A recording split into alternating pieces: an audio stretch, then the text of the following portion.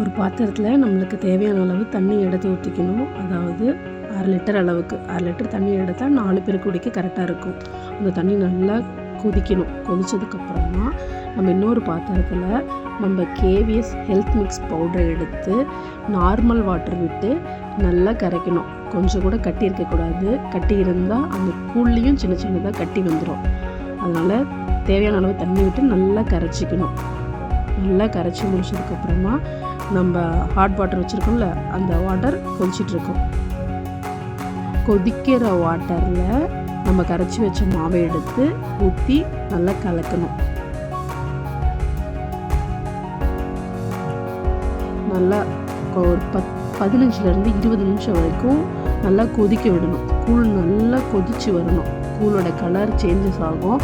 அதோட திக்னஸ் கொஞ்சம் அதிகமாக இருக்கும். அதுக்கப்புறமா நம்மளுக்கு தேவையான அளவு உப்போ அல்லது நாட்டு சர்க்கரையோ எடுத்து